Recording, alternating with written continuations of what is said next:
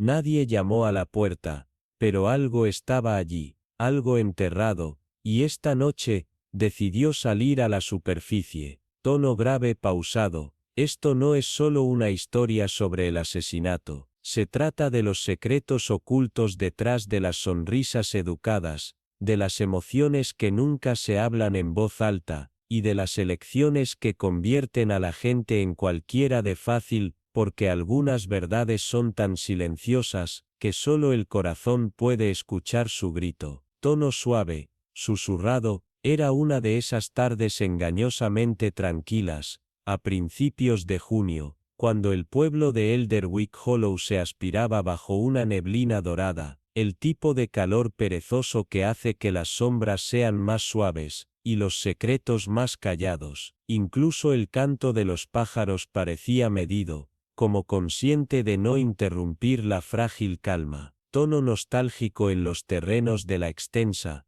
pero ya pasada, Hallowmere Grange, el gran Percival Harrow, recto, de mirada aguda y atormentado por guerras, tanto externas como internas, había revivido la antigua fete de medio verano, un evento disfrazado de reunión comunitaria, pero cosido con expectativas, y una historia no resuelta. Tono tenso, el partido de croquet, supuesta pieza central del evento, se desarrollaba sobre el césped, no como un juego, sino como una representación de tensiones ocultas y quejas oxidadas. Era una danza de miradas y gestos, mucho más afilados que cualquier golpe de mazo. Tono intrigante, la señorita Enid Blackthorne, recién llegada de Shrewsbury, y conocida por su tranquila inteligencia y expresiones ilegibles, se sentaba bajo los brazos extendidos de un tejo retorcido, tejiendo sin urgencia, pero observando con una serenidad inquietante. Sus ojos grises recorrían a los jugadores, como una tormenta que escanea el horizonte. Tono misterioso. Julian Harrow, el único hijo del comandante, había regresado tras años en el extranjero, bajo el velo de un nombramiento diplomático, aunque los susurros del pueblo hablaban de escándalo, no de servicio. Su encanto estaba pulido, pero vacío, como la plata olvidada mucho tiempo en la sombra. A su lado merodeaba Eloise Merton, ilustradora botánica de bocetos delicados, pero observaciones afiladas como bisturís, y la enfermera Lillian Wren, de rasgos pálidos y un silencio tan retirado, que parecía casi un remanente de otro tiempo. Flotando en la periferia, Edgar Blythe, abogado de Londres con dedos manchados de tinta y ojos de quien ha visto algo que jamás podrá olvidar, se mantenía rígido, como si cargara el peso de cosas enterradas. Tono bajo, pensativo, las bolas de croquet hacían clic en una percusión suave, resonando contra piedra y arbustos. Por un momento, todo parecía armonioso, hasta que la enfermera Wren, con un golpe vacilante, más emocional que físico, envió la bola roja hacia el borde cubierto del viejo brezal, un lugar al que pocos se atrevían a acercarse. Tono pausado, creciente suspenso. Julian, siempre teatral, saltó a recuperarla con caballerosidad exagerada, pero al desaparecer detrás del crecimiento, siguió una pausa extraña, no muy larga, pero sí antinaturalmente silenciosa, como si el tiempo mismo se hubiera estremecido. Tono grave su voz, cuando llegó, no estaba asustada, sino confundida, quebradiza alrededor de los bordes, y luego silencio, profundo, total. Pausa. El paso del comandante a través del césped fue rápido, cortante, su tono afilado como pedernal mientras exigía claridad, pero no fue él quien regresó primero, fue Julian, más pálido que antes, sus manos, sucias, temblorosas, mientras sostenía una pequeña caja de madera. Tono tenso, su superficie estaba rayada, suavizada por los años, su cerradura, corroída hacía mucho tiempo. La multitud, que antes murmuraba con alegría forzada, cayó en un silencio absoluto. Cuando la caja se abrió, el silencio se hizo aún más profundo. Dentro, yacía el brazalete de un niño, de plata, deformado y empañado. Las iniciales E.A. estaban garabateadas en una escritura apresurada, y junto a él, un mazo de croquet, su mango brutalmente astillado, manchado con un óxido oscuro y descolorido, que no necesitaba explicación. Tono lento y sombrío, algo viejo había resurgido. La señorita Blackthorne, aún tejiendo, se inclinó ligeramente hacia adelante, su respiración se hizo superficial, sus ojos se entrecerraron como si los recuerdos comenzaran a susurrarle, tono casi hipnótico. El brazalete despertó una historia enterrada, la voz de su tía Millicent resonó débilmente en su memoria, hablando una vez, solo una vez, de Eliza Hall, la institutriz desaparecida hace más de 2 décadas, tras discretas pero crecientes confrontaciones con la esposa del gran Harrow. Tono nostálgico, grave, no se llamó a la policía, no se escribieron artículos, solo una suave asfixia, de amnesia colectiva. Algunos dijeron que Eliza huyó con un amante, otros, que se perdió cerca del río, y simplemente se esfumó, pero nunca hubo búsqueda, ni duelo, solo olvido. Ahora, con el mazo roto y el brazalete reaparecido,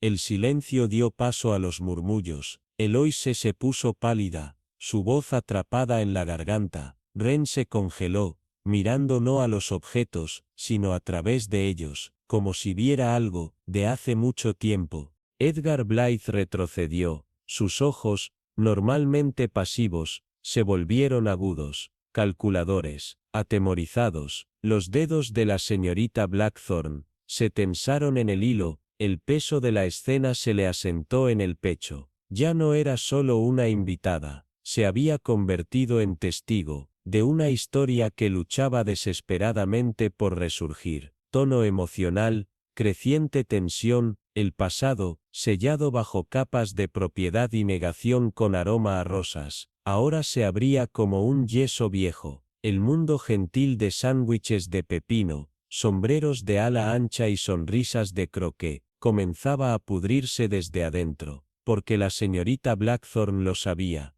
en la médula de sus huesos. Lo que se había encontrado, no era simplemente una reliquia, era una citación. Tono grave e impactante, los muertos no descansan donde se han plantado mentiras, y ahora que la verdad se había agitado, no sería enterrada nuevamente sin consecuencias. Pausa lenta, final intensa. El coronel Alistair Redgrave no se estremeció cuando la fotografía le pasó durante el interludio en el jardín de rosas, pero la señorita Elinora Blythe vio lo que otros no vieron: el apretón preciso de su mandíbula, no con ira, ni tristeza, sino con un reconocimiento helado. Tono agudo, contenidos sus ojos, opacados por la edad, se aferraron momentáneamente, no a los rostros de la foto, sino a un brillo en la esquina inferior, un relicario de plata, medio oculto tras el hombro de una mujer,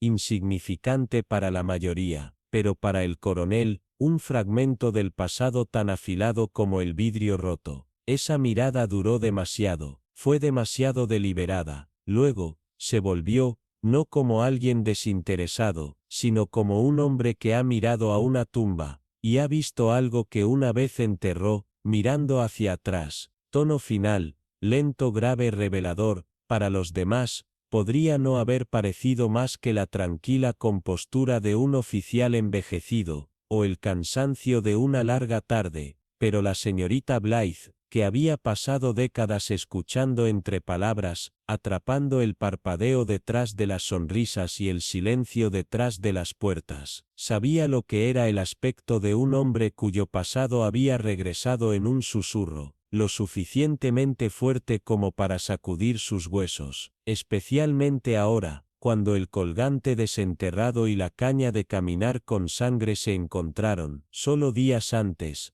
junto al árbol de cornejo retorcido, expuesto por la pala fuera de lugar de un jardinero. El día continuó con el tipo de gentileza tensa que solo la sociedad inglesa puede dominar, una cortesía de porcelana, que enmascaraba temor con cucharaditas y galletas azucaradas. El té se sirvió en la terraza bañada por el sol, como si la ceremonia pudiera silenciar la sospecha. Redgrave, exacto en movimiento, vertió su té con precisión rígida. Sus labios eran una línea delgada e ilegible, evitando todo contacto visual con Tristán, su sobrino, que se encontraba debajo del enrejado envuelto en hiedra, encantando a Genevieve Ashcroft, la pintora cuya elegancia servía como armadura, y cuya mirada se disculpaba como un gesto, como una escala. Tristán, después de haber regresado de una década de exilio continental, bajo rumores demasiado pulidos para ser verdades, llevaba el desapego como un abrigo bien cortado. Su sonrisa era perfectamente cronometrada, su hablar ligero y ensayado, como un hombre que había memorizado el guión de la civilidad, pero que ya no creía en la obra. Miraba a menudo, con demasiada frecuencia, hacia las ventanas superiores de la mansión, particularmente el dormitorio de extrema derecha, cerrado y desempolvado, donde la luz ya no parecía caer naturalmente. La señorita Ashcroft lo observó no como a un pretendiente, sino como a un sujeto, catalogando la tensión en su cuello, la forma en que manejaba su vaso, sin confiar nunca en él sobre la mesa. Los otros jugaban sus partes en esta delicada pantomima. Marius Quinn, el abogado familiar, hablaba con brevedad calculada, pesando cada palabra como un hombre consciente de que la verdad, una vez derramada, no puede ser no dicha. Lydia Fenmore, la sala huérfana con un alma demasiado extraña, se desplazaba como una sombra a través del jardín, su mirada descansando a menudo sobre cosas que nadie más notaba, el timbre de viento oxidado que se balanceaba, aunque el aire estaba quieto, la débil mancha en la piedra del patio cerca del sol, la cinta de satén apiñada en el seto, demasiado lejos para que un niño la hubiera atado. El mismo aire se había movido, tenso, con el peso de las preguntas sin decir. Redgrave nunca se dirigía a Tristán directamente, siempre hablaba a su alrededor, como si el espacio que ocupaba se hubiera vuelto incierto, y Tristán, a pesar de todo su pulido, nunca cruzaba el umbral de la biblioteca, ni se quedaba cerca de las escaleras del ático sin el movimiento revelador de duda, leve, preciso, pero innegable, como un hombre que detiene la respiración detrás de una puerta cerrada. Había habido susurros, por supuesto, de la voluntad, de las deudas adeudadas, de promesas rotas, de una niña llamada Isobel, de antigüedad, de lengua afilada, y vista por última vez en una noche de lluvia, cuando se fue la luz, y los perros no dejaron de ladrar. Su habitación fue vaciada por la mañana, no se realizó ninguna búsqueda. Redgrave había dicho que se fue, otros lo habían creído, pero Elinora nunca había olvidado las huellas húmedas que conducían desde el corredor del ala este hasta la puerta del sótano, y ahora había aprendido. El ático había sido abierto nuevamente, la cerradura, reemplazada en silencio, sin explicación. Lydia, que una vez tarareaba al caminar, ahora no hablaba a menos que se le hablara. Sus manos temblaban cada vez que cepillaban plata, y había algo más. Elinora había notado que el reloj en el pasillo, ahora daba 13 campanadas al anochecer, una falla mecánica, tal vez, o tal vez no. Había presencia en la casa, no visible, no hablada, pero sentida como un aliento en la nuca cuando estás solo. A medida que el té se enfriaba y las conversaciones meneaban en círculos seguros, Elinora vio al coronel mirando, apenas perceptible, hacia la puerta de la terraza acristalada, y en ese momento, algo debajo de su fachada estoica se rompió, no lo suficiente para que los demás lo vieran, pero lo suficiente para ella. La culpa, ella sabía, envejece como el vino mantenido en una bodega demasiado cálida se filtra, se agría, espera, y en tardes como esta, cuando la cortesía y los muertos casi hablan, se eleva vestida de lo familiar, y golpea, no con furia, sino con la memoria agudizada en algo mucho más peligroso. El sol de la tarde, aunque cálido en el tono, no podía descongelar el escalofrío que atravesaba el salón de Whitethorn Grange. donde el tiempo parecía haber enganchado algo sin resolverse, algo quebradizo pero pesado, que colgaba detrás de cada esquina pulida y debajo de cada comentario susurrado. Cuando surgió la fotografía, pasada de manera casual debajo de una pila de viejos registros inmobiliarios, no provocó revuelo entre los invitados reunidos, salvo por una respuesta singular, y casi imperceptible, del señor Edwin Langford, el historiador retirado, invitado bajo el pretexto de catalogar la colección privada de la mansión. Su mano, constante hasta ese momento, se detuvo a mitad de giro, cuando sus ojos se estrecharon sobre una figura débil en el fondo, un niño del que nadie había hablado en años, agarrando una muñeca con ojos de botones, y vestida con el patrón de tartán que se creía, desde hace mucho tiempo, quemado en el hogar tras la noche del encierro. Lady Honora,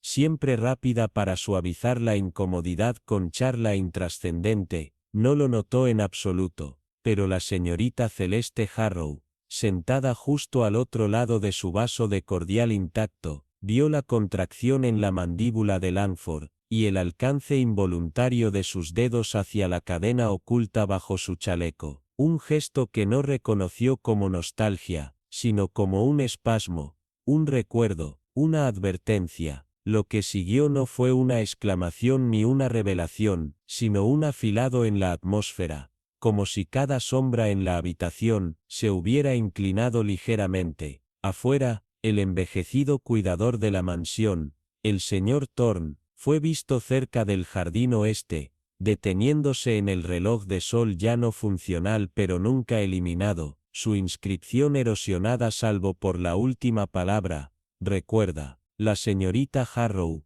había comenzado a trazar las peculiaridades desde que el cobertizo del jardinero fue encontrado desbloqueado la última quincena, revelando, debajo de sus estantes ahogados en polvo, una sierra que llevaba iniciales que no coincidían con nadie actualmente viviendo en el Grange. La conversación esa noche adquirió una cadencia inusual, se eligieron palabras con tanta precisión, que parecían ensayadas, pero cada pausa, cada aliento entre oraciones, se inyectó de un terror no reconocido, que ninguno se atrevió a hablar claramente. El relicario, sí, el descubierto envuelto en terciopelo y metido en el falso fondo de la otomana de la sala de música, había reabierto más que curiosidad. Era el último guijarro lanzado al estanque, que ya temblaba por perturbaciones más profundas. La joven Margaret Fairchild, la sobrina del vicario que se quedó durante el verano, había comenzado a dibujar los retratos de la mansión en horas inactivas, y fue ella quien señaló que el niño en la fotografía tenía una extraña semejanza con la niña en la pintura inacabada,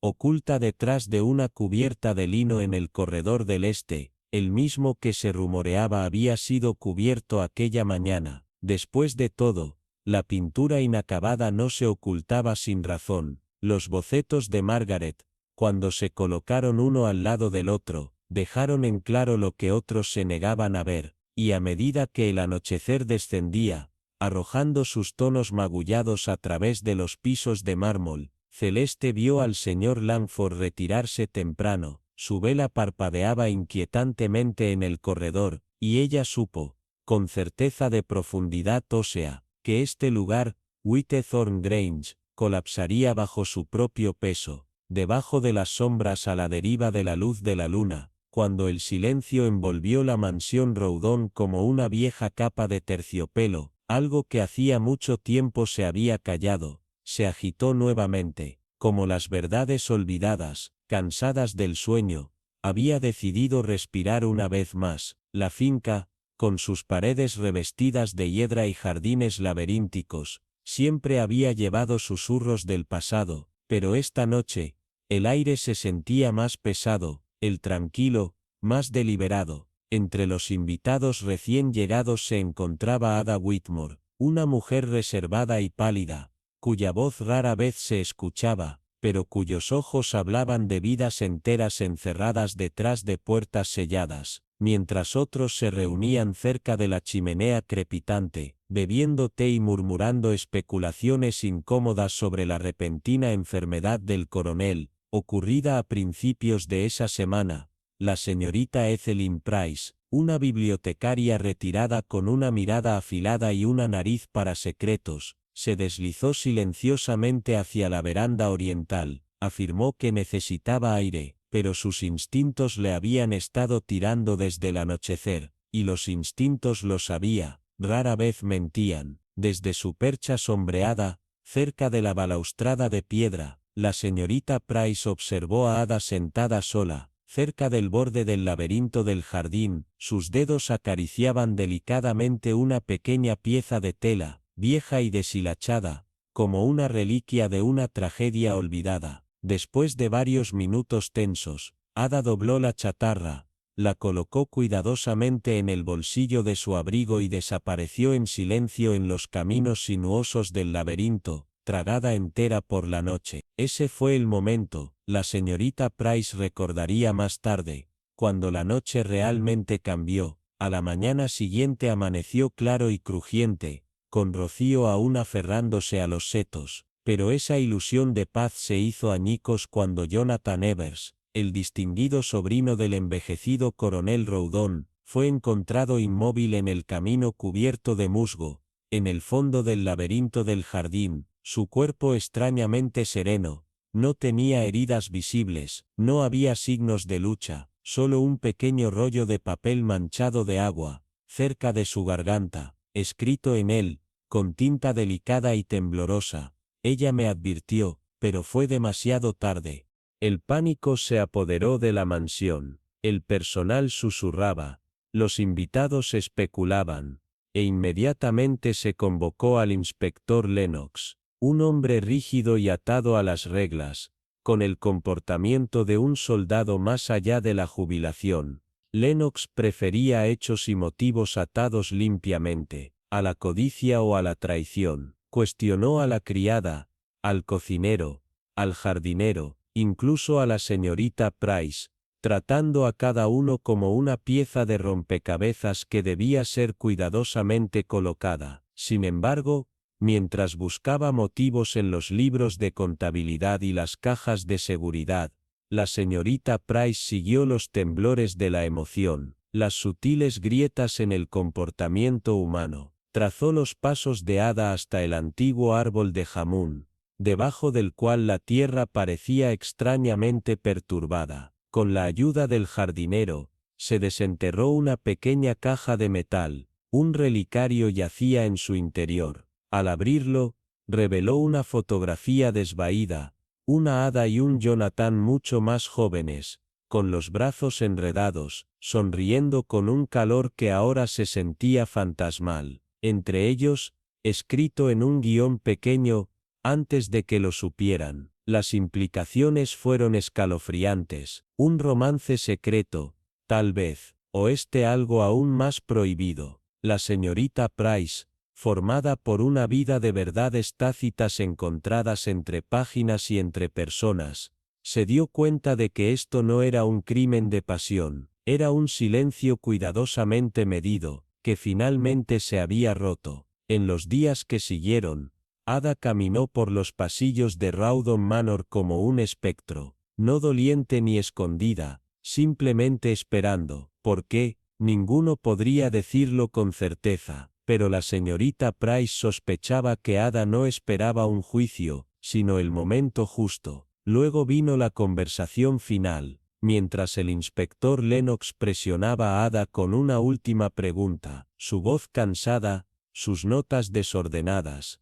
¿Amaba usted a Jonathan?, preguntó, casi suavemente. Ada levantó la vista, y por primera vez, realmente encontró su mirada. Sus labios se curvaron en la más leve de las sonrisas, no de recuerdo, ni de tristeza, sino algo más frío, algo final. Esa sonrisa, confesaría más tarde la señorita Price, le heló más la sangre que el cuerpo hallado en el jardín, porque no era la sonrisa de una mujer rota por la pérdida, era la sonrisa de alguien que había esperado mucho tiempo, para que una verdad se alzara, para que un fantasma callara, y para ejecutar el último movimiento de un juego que nadie más se dio cuenta, ya había terminado. Mientras las nubes de tormenta se agitaban sobre la silueta torcida de Wexley Grange, y el viento frío transportaba susurros a través de los setos, la señorita Elowen Harley se sentaba en silencio en la biblioteca. Sus agujas de tejer se movían con precisión rítmica,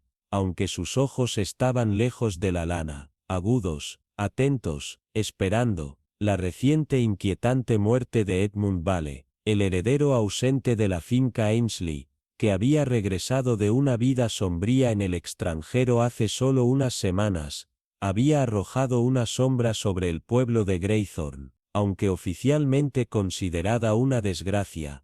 Una caída accidental cerca del pabellón de croquet durante la última hora de la fiesta de otoño. Aquellos que conocían la propiedad y su historia, sentían algo más oscuro debajo de la superficie. La señorita Harley, que había visto más en sus años tranquilos que la mayoría en una vida entera, se encontraba pensando a menudo en un comentario impertinente hecho por la señora Renwick, la florista y chismosa sin arrepentimientos, que había dicho con una risa: el carruaje del abogado ahora está estacionado en el Grange más seguido que el del lechero. En ese momento no había sido más que una broma, pero ahora, con la casa encubierta en secretos, y el maestro confinado en su cama por circunstancias vagas, ese comentario se volvió afilado, casi como un cuchillo. El regreso de Edmund había sido abrupto, y extrañamente cronometrado. Se alineaba demasiado convenientemente con la enfermedad repentina de Lord Ainsley, un término más susurrado que diagnosticado, ya que ningún médico había sido visto hasta que fue demasiado tarde para ser de ayuda real. Edmund se pavoneaba por los pasillos con un encanto seguro, sus sonrisas generosas, sus palabras cálidas, pero algo no encajaba. Pero muchos notaron algo curiosamente performativo sobre su comportamiento, como si estuviera jugando un papel que no había perfeccionado. Cuando su cuerpo fue descubierto con una herida ordenada en la garganta, demasiado precisa para un accidente, demasiado limpia para una lucha, la tragedia adquirió una nueva forma, escalofriante. Durante la reunión moderada la noche siguiente, la señorita Harley observó a los dolientes con el ojo de un clínico, señalando no solo quién lloró, sino observando a otros por señales, quién sobrevivió su tristeza, y quién parecía exhalar como si estuviera aliviado. Sus pensamientos se dirigieron a un intercambio peculiar que había escuchado días antes, mientras atendía a su jardín cerca de la ventana del estudio, la voz de Edmund, baja pero insistente, exigiendo respuestas sobre algo escondido, y el señor Thorne, el abogado de Lord Ainsley, respondiendo breve, casi a la defensiva, sobre los documentos antiguos que según él, mejor quedaban perturbados. Había algo en el tono de Thorne, una especie de pánico disfrazado de profesionalismo, que sugería que no solo estaba protegiendo el legado de su cliente, sino también su propia reputación. Más tarde, durante una caminata solitaria cerca de los terrenos abandonados de la capilla, la señorita Harley notó que el jardinero descargaba una caja de artículos personales de Edmund, recuperados para la revisión del inspector. La mayoría eran mundanos: un reloj, guantes, un libro sobre derecho marítimo, pero sus botas llamaron su atención. Estaban rayadas no con el polvo claro de los senderos de grava de la Fete, sino con tierra oscura y aferrada, el tipo que se encuentra solo a lo largo del sendero en desuso que serpentea detrás de la cripta familiar, un lugar intacto durante décadas. ¿Por qué Edmund había ido allí, y qué había esperado encontrar entre los muertos? Esa noche, Beatrice Lane, una joven artista dulce pero entrometida, siempre ansiosa por contribuir, ofreció un boceto que había dibujado temprano en la mañana de la fiesta, capturando el pabellón de croquet en detalle idílico. El inspector sonrió cortésmente, pero la señorita Hartley se inclinó, su mirada arrestada por un detalle, la cortina del pabellón, ligeramente separada. El informe oficial del agente había declarado que las cortinas estaban dibujadas y cerradas cuando se encontró el cuerpo. Entonces, ¿cómo las había visto Beatriz, a menos que hubiera presenciado algo antes del descubrimiento? Algo que no había querido revelar. Sin una palabra, la señorita Hartley dobló el boceto, deslizándolo en su cuaderno con el cuidado de alguien que presenta una pista vital. A lo largo de los años había aprendido que los dibujos a menudo les decían verdades que sus artistas no reconocían, y las líneas inocentes de Beatriz podrían resultar más condenatorias que cualquier confesión. En los días que siguieron, mientras el inspector perseguía coartadas y la aldea zumbaba con medias verdades, surgió otra historia, una enterrada no solo en el papel, sino también en la vergüenza, una adopción oculta, un linaje reescrito, y una herencia destinada a alguien que no era Edmund. Para la señorita Hartley, quedó claro, esto no era un asesinato por codicia o pasión, era un asesinato por miedo, un intento desesperado de silenciar una verdad que, si se revelaba, desmantelaría la fachada que la familia Ainsley había construido tan meticulosamente. Al final, no fue la sangre, ni el cuerpo, lo que desentrañó la mentira. Fue el lodo aferrándose obstinadamente a las botas de un hombre muerto, y el boceto, de una cortina que se había abierto, demasiado pronto. Cuando el diario de terciopelo descolorido de Eleanor Braithwaite fue descubierto amurallado dentro de la chimenea del norte de la casa Dunmere, sus páginas deformadas por el tiempo, pero aún entintadas con verdades temblorosas, un silencio barrió la casa como un frío, demasiado viejo para nombrar. Comenzó, como lo hacen estas cosas, con el martilleo de los trabajadores, desenterrando no solo yeso y ladrillo, sino memoria, enterrada largamente bajo la vergüenza y el polvo. Eleanor había sido una institutriz en Dunmere en el invierno de 1902. Se hablaba de ella en fragmentos, demasiado educada para su estación, demasiado compuesta para ser confiable. La familia nunca reconoció oficialmente su partida, solo murmuraban que había ido a parientes en Edimburgo, una frase tan sin forma que podía contener un cuerpo, un escándalo, o ambos. Pero el diario contó otra historia, una de encuentros nocturnos con el maestro de la casa, de un niño nacido en el silencio de una cámara oculta, y de promesas hechas bajo el peso de la culpa. Estos no eran los desvaríos de una mente frágil,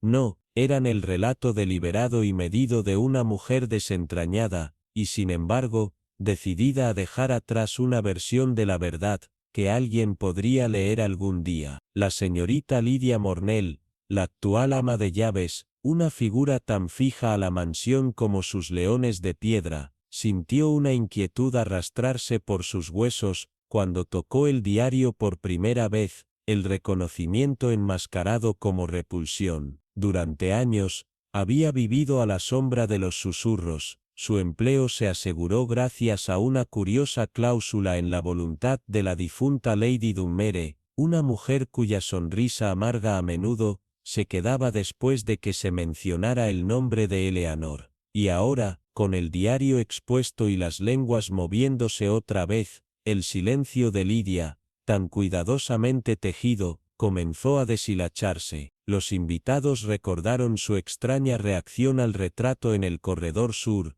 cómo no lo desempolvaba ella misma, cómo había murmurado una vez, a mitad de sueño, todavía está mirando. No se había unido ningún nombre a esa pintura al óleo, su marco sin firmar, su tema sin nombre, pero aquellos que miraban de cerca ahora veían, los mismos pómulos altos, los mismos ojos sombreados en el dolor que el diario había descrito. Más escalofriante aún fue la revelación de que la joven Marianne, la nueva criada de guardería, con rizos de color castaño rojizo, y los ojos verde pálido de la ama de llaves, había llegado sin referencias, sin familia, sin pasado. solo un registro de bautismo de una aldea, 2 condados más allá, donde Eleanor Braithwaite supuestamente había sido enterrada. Pero no había tumba, no había piedra, solo el diario, solo el silencio. Y cuando la guardería sellada,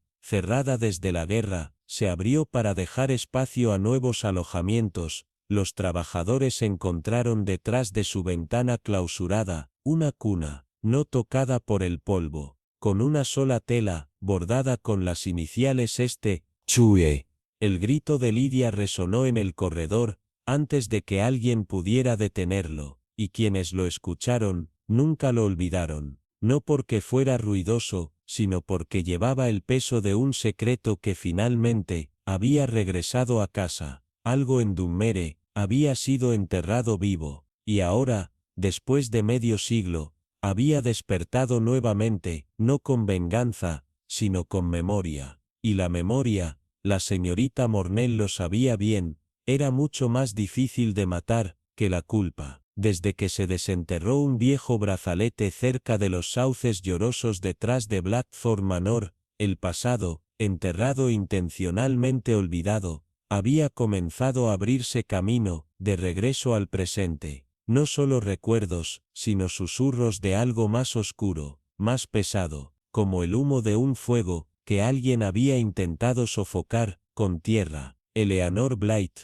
un bibliotecario voluntario tranquilo y reflexivo de la mansión, siempre había albergado una fascinación por la historia local, pero esta vez, su interés se sentía diferente, urgente, casi personal, como si algo antiguo se hubiera extendido desde debajo de las tablas, y tocado su alma. Los rumores habían comenzado a girar una vez más sobre Helena Corbin, la joven que desapareció sin dejar rastro hace más de 50 años. Había trabajado como doncella de cocina en la mansión, pero su presencia había permanecido mucho más allá de su estación, su belleza, su silencio inquietante, la forma en que sus ojos siempre parecían estar buscando una salida. En la noche en que supuestamente fue despedida por el coronel Braithwaite, se dijo que no argumentó, no suplicó, pero el cocinero principal nunca olvidó el miedo crudo en los ojos de Helena. Esa mirada lo había perseguido hasta su muerte, excavando a través de los registros frágiles de la iglesia,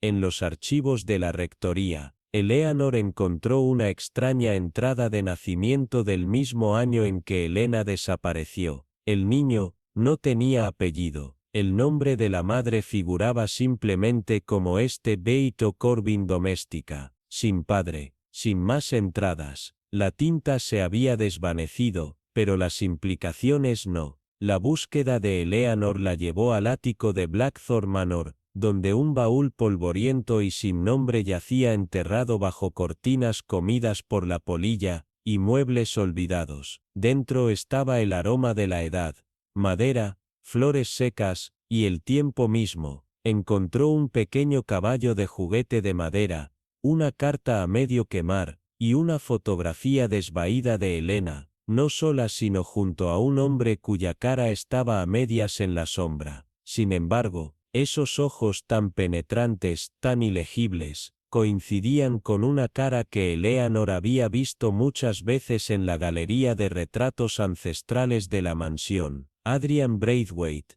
el hermano separado del coronel que supuestamente se había ido al extranjero hace décadas, y nunca regresó. La fotografía era inquietante por sí sola, pero fue el diario lo que la enfrió hasta los huesos. Solo una página permanecía legible.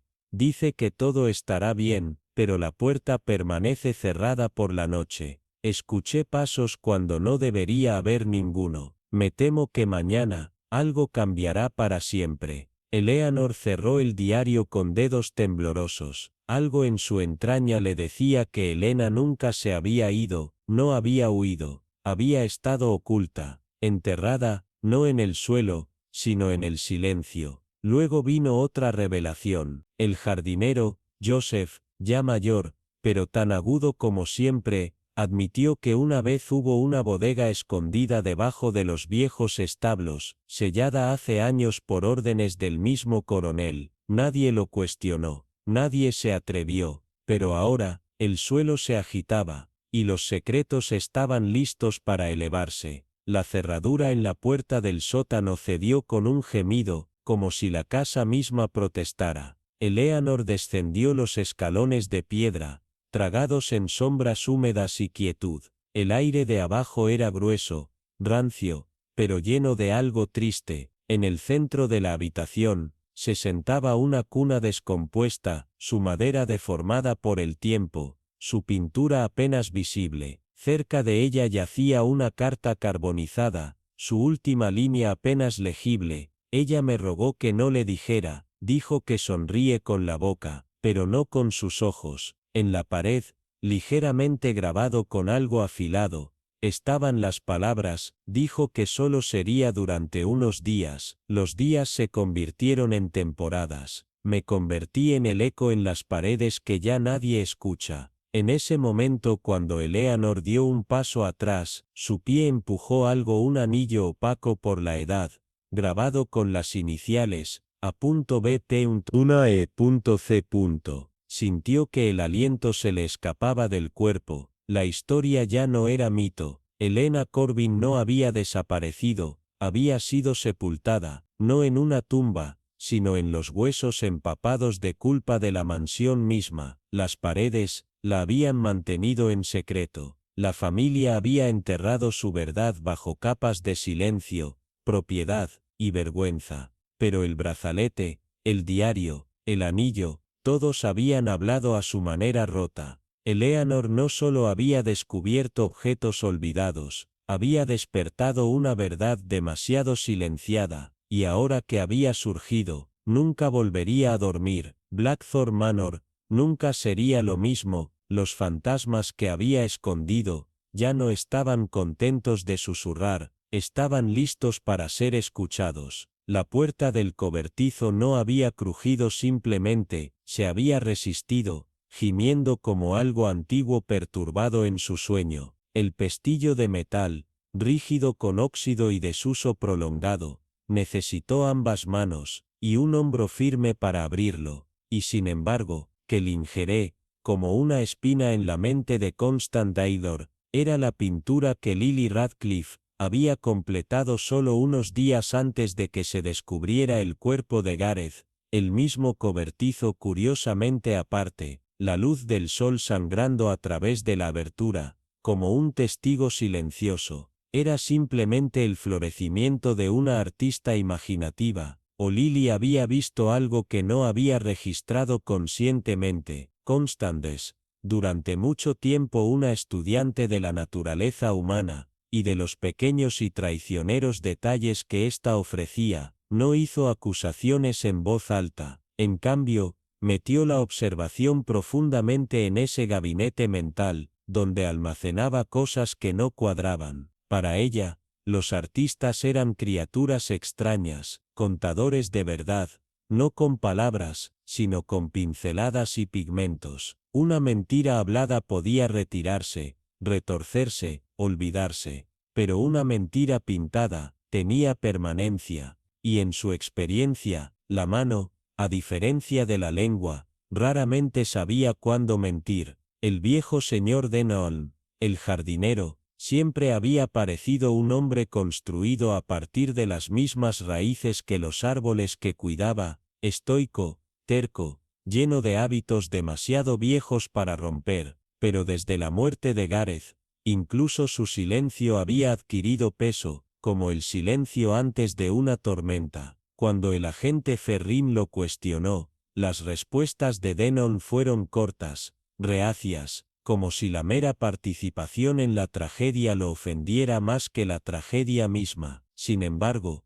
Constance, que había pasado toda una vida viendo a la gente decir más a través de lo que no dicen, encontró un camino más suave hacia la verdad, bajo la apariencia de discutir las dalias de otoño que se desvanecían cerca de la pared este. Inesperadamente mencionó haber escuchado algo esa mañana, mucho antes del amanecer, algo que lo había despertado, incluso a él. Un susurro, murmuró, y voces, dos, tal vez tres, discutiendo, o susurrando, no podría decirlo, lo desestimó como juerguistas borrachos, o quizá los muchachos traviesos de Millstone Lane, pero ahora, con el cuerpo de Gareth encontrado, y el cobertizo cerrado violado, esos murmullos matutinos lo presionaban con una gravedad desconocida. Pero el tiempo, Elinora murmuró, traiciona incluso las manos más cuidadosas. El mazo,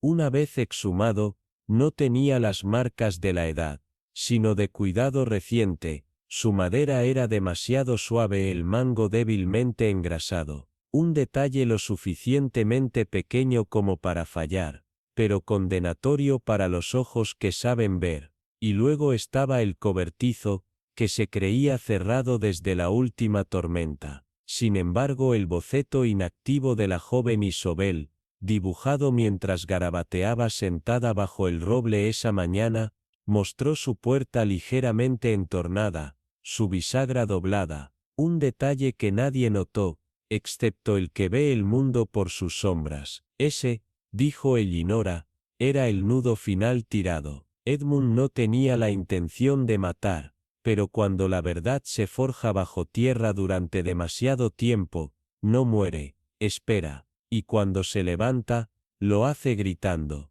Ahora, la habitación, una vez llena de negación y defensa, se sentaba pesada de renuncia. Elinora, tranquila como siempre, miró una vez más hacia el hogar, donde el fuego ya no ardía, y habló con una claridad triste que calmó cada respiración. La ley, dijo, no mide el amor en tu corazón, solo pesa la sangre en tus manos. Y más allá de la ventana, como si se hiciera eco de ese juicio final, el reloj del abuelo golpeó su campanilla, profunda, solemne y final, como el peaje de un alma que despierta demasiado tarde. La finca Winmer, encubierta en la lenta descomposición de la grandeza aristocrática y envuelta en un silencio que no había sido perturbado en años, se alzaba como un mausoleo para los pecados olvidados de aquellos que alguna vez se rieron demasiado libremente dentro de sus pasillos. Cuando Alaric Grayson regresó,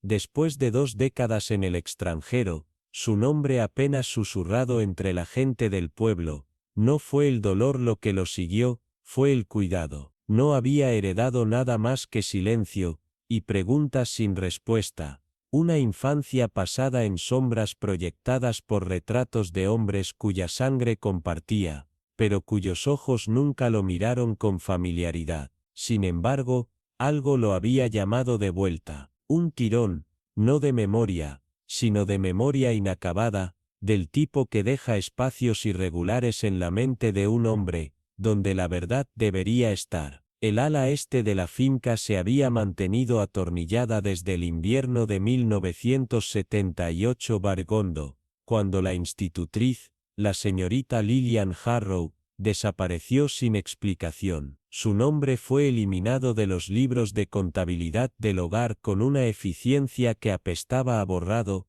no a ausencia. Fue allí, detrás de gabinetes deformados y un tablero suelto con una desesperación tranquila, donde Alaric descubrió un paquete envuelto en la manta desvaída de un niño, páginas frágiles, de un diario entintado con la mano frenética de una mujer que escribía como si fuera lo único que la mantenía viva. Hablaba de amenazas envueltas en cortesía, de secretos transportados en el silencio de los pasos de medianoche, de un niño que tenía los ojos de la familia, pero no su nombre, y lo más escalofriante de una canción de cuna, que solo se cantaba cuando el peligro estaba cerca. Las entradas se cortaban de repente, como si alguien hubiera silenciado la pluma y la voz. Alaric, ardiendo con la fría claridad de un hombre traicionado por la historia, no se detuvo por el dolor. En cambio, rastreó sus palabras como pasos en la nieve,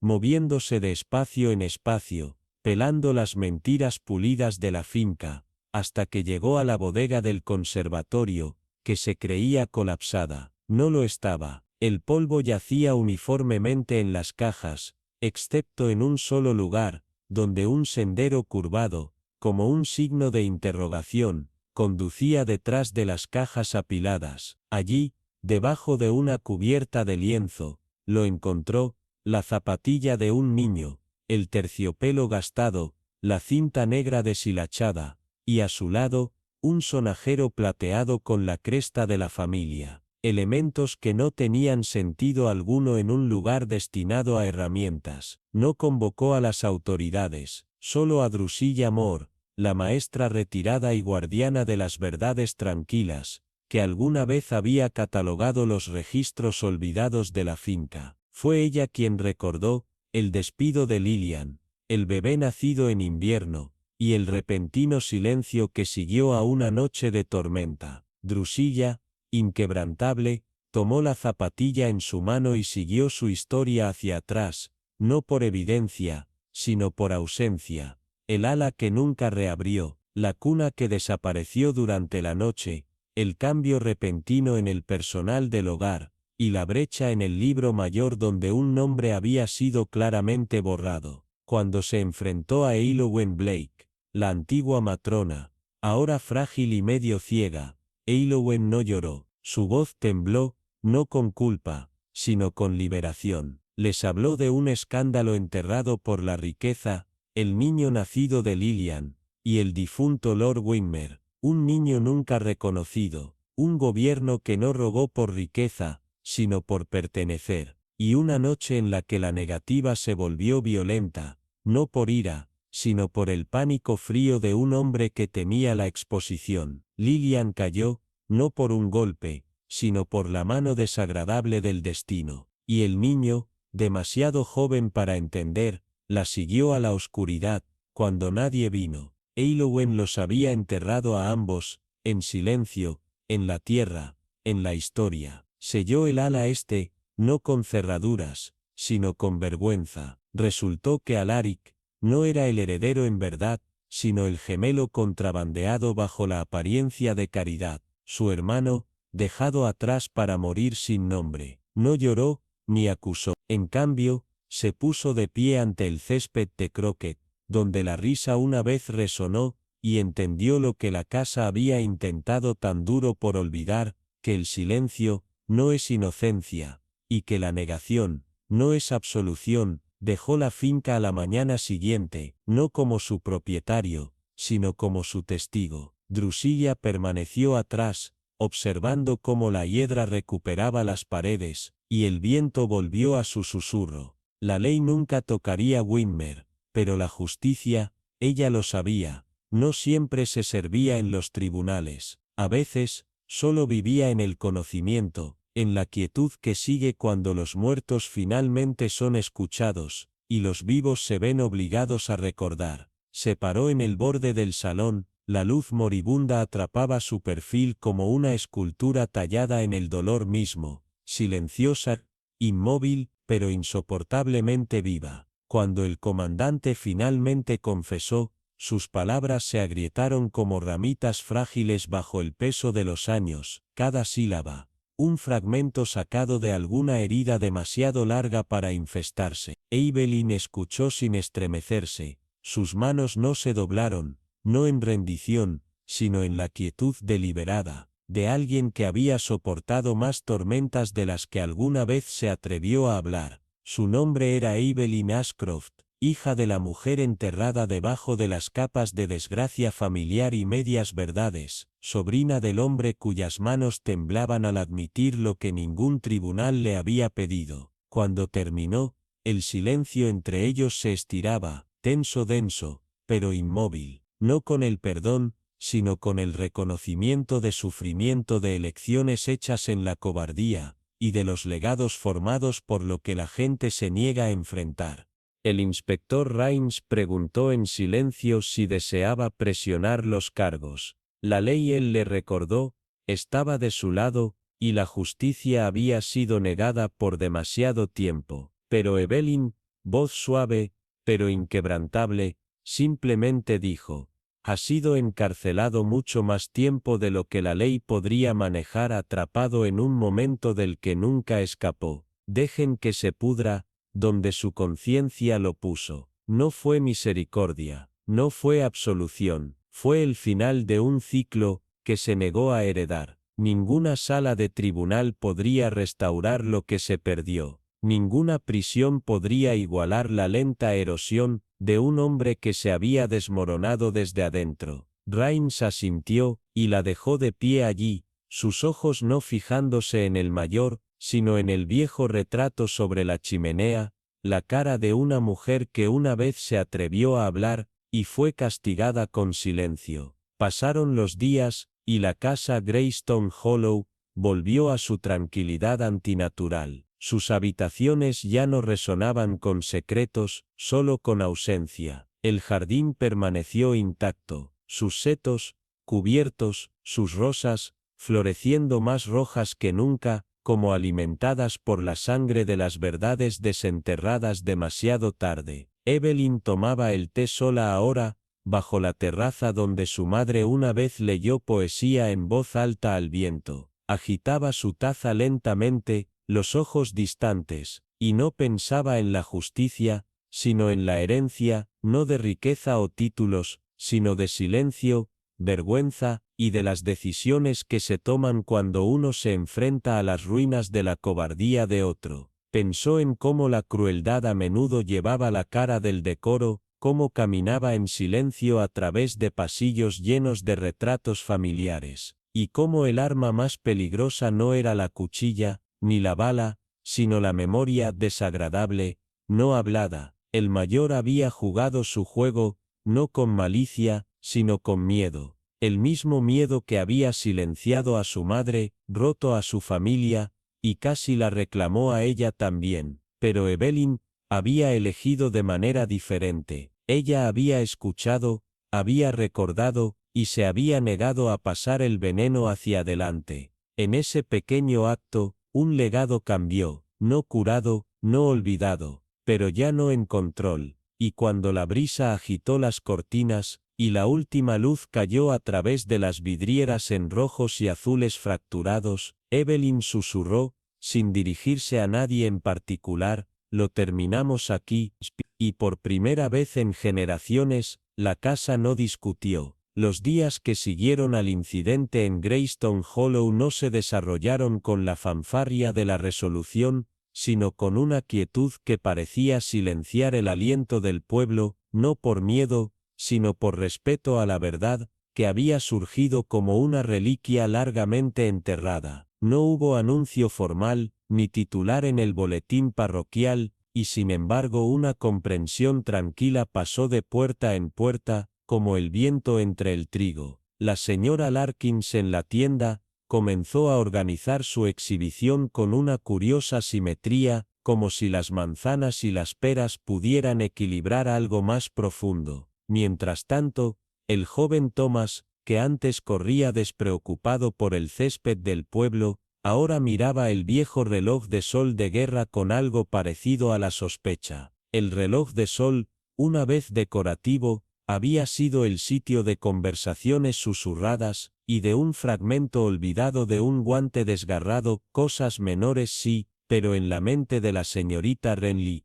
ahí es donde siempre empezaba la podredumbre. El inspector Holcroft cerró el caso oficialmente, aunque sus ojos permanecían más tiempo de lo necesario sobre las puertas del Hollow al marcharse, como quien observa a un perro dormido, que aún podría despertar. El césped de croquet, cuyas suaves pendientes se hacían eco de la charla veraniega, ahora se alzaba, como una página sin terminar. El mazo utilizado en el asunto, nunca nombrado directamente, había sido retirado por supuesto, pero nadie preguntó cuándo volvería, ni si debía hacerlo. En su lugar, quedaba una débil impronta en la hierba, una abolladura hueca, que ningún jardinero se atrevía a suavizar. La señora Everleigh, jefa de limpieza, pulía la plata con un cuidado adicional, no por el servicio, sino por la necesidad de hacer algo, limpio,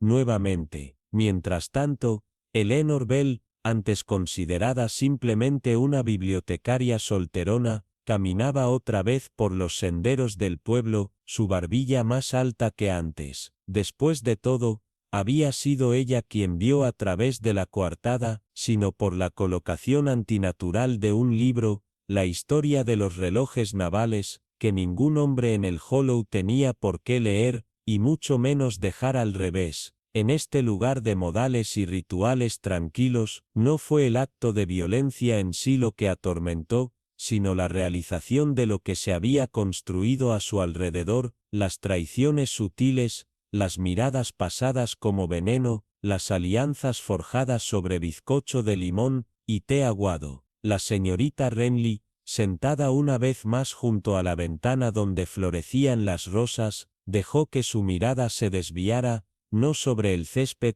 ni hacia la casa, sino hacia adentro, donde siempre se encontraba el verdadero misterio. Pensó en la sonrisa vacilante que el vicario le dio a la viuda del coronel, en cómo un reloj en el pasillo se había detenido a la hora de la muerte, y aún no había sido vuelto a dar cuerda, y se preguntó, no por primera vez, si algunos silencios no están destinados a romperse, sino a entenderse, como el movimiento final en una partida, donde nadie aplaude, pero todos recuerdan. El pueblo no se había curado, no completamente, pero había absorbido la verdad, dejado que se asentara como la niebla, y al hacerlo, preservó algo más antiguo que la justicia, el reconocimiento de que lo que está enterrado nunca se ha ido, y que la paz, cuando regresa, camina lentamente y nunca sin una sombra. Trazó el borde de su taza de té lentamente. La cuchara se movía en un círculo tranquilo y rítmico, un ritual inconsciente que parecía agitar no el azúcar, sino la memoria, la culpa, y el débil aroma de algo hace tiempo olvidado. Afuera, el jardín yacía en suave quietud, las rosas asintiendo como dolientes que sabían cuándo inclinar la cabeza, y por dentro, Eleanor Graves se sentó sola. Sus pensamientos resonaban más fuertes que el tic-tac constante del reloj. Pausa breve. La gente rara vez nacía cruel, reflexionó. Más bien era formada por el tiempo, el silencio y la vergüenza. Tono reflexivo, se abrían suavemente por el peso de secretos demasiado pesados para cargar, y demasiado peligrosos para detener. La mayoría de las malas acciones en su experiencia, no nacían del odio, sino del miedo. Miedo al fracaso, miedo al amor no correspondido, miedo a una verdad tan devastadora, que debía ser enterrada viva, envuelta en capas de cortesía, y encerrada detrás de sonrisas que decían, todo está bien, tono suave y melancólico, pero los secretos, ella lo sabía, no se pudren en silencio, se agitan, fermentan, y eventualmente se abren camino hacia la superficie. Pausa sutil, y eso es exactamente lo que había sucedido en Hollowmere House, donde los setos siempre estaban recortados, las tazas de té nunca se rayaban, y las generaciones se habían entrenado a no ver más allá de la cortesía. Tono contenido, el césped del croquet era verde nuevamente, inmaculado, su simetría restaurada, pero era una restauración hueca, como poner un hueso fracturado sin tratar el daño debajo. El mazo no había sido devuelto, permanecía sellado, un artefacto de algo indescriptible, ya no condenado legalmente, pero emocionalmente radiactivo, inquietante. Nadie lo decía en voz alta, pero nadie recogía su reemplazo tampoco, y el juego, ese juego inofensivo y gentil que una vez marcó el ritmo de los veranos en Hollowmere, simplemente, se detuvo. Pausa larga, la vida se reanudó sí, pero no como antes, era como si el pueblo hubiera inhalado, y nunca exhalado, tono bajo y lento, y la señorita Graves, que alguna vez fue vista como meramente observadora, ahora recibía una reverencia tranquila, porque fue ella quien notó las cosas que nadie más vio: el marco de una foto deliberadamente vuelto hacia adentro, el aroma a lilas en una habitación cerrada donde no florecían lilas desde hacía años, la mirada esquiva que nunca se encontraba con la de nadie cuando alguien mencionaba el nombre de la víctima, tono de asombro contenido. Nunca se trató del asesinato, no realmente, siempre fue sobre los silencios doloridos que conducían a él, sobre decisiones desesperadas, soledades tan profundas que se convirtieron en violencia. Pausa suave, y al final cuando Iris se enfrentó al hombre responsable de la tranquilidad robada a su madre, eligió algo más profundo que el castigo, eligió la comprensión, tal vez no el perdón, pero tampoco la venganza. Tono esperanzador, Eleanor se preguntó, no por primera vez, si ella misma habría hecho lo mismo. ¿Podrías tú, pausa larga, si quien destrozó tu paz se parara ante ti, despojado de arrogancia pero aún encubierto en pecados pasados, exigirías justicia con una frialdad definitiva, o ofrecerías la misericordia de dejar que el pasado se enterrara de una vez por todas? Tono directo, invitación sincera, estas no son preguntas simples, y nunca tienen respuestas simples. Te invito a reflexionar, a comentar, a compartir qué camino podría tomar tu propio corazón. Tono cálido y envolvente tu voz, como cada pista sutil en un misterio, agrega algo vital al conjunto. Y si esta historia ha resonado contigo, si el suave desentrañamiento de los secretos y el eco tranquilo de la conciencia hablan a algo interior, considera suscribirte para más historias tejidas entre la sombra y el silencio, donde la verdad es un susurro, y la justicia usa muchas caras. Tono envolvente, emocional, comparte esto con alguien que entienda que las mentiras más peligrosas no se gritan, sino que se susurran. Detrás de las tazas de porcelana. Pausa larga, hasta que nos volvamos a encontrar, mantén tu té caliente, tus instintos más nítidos que nunca, y recuerda algunas de las verdades más oscuras.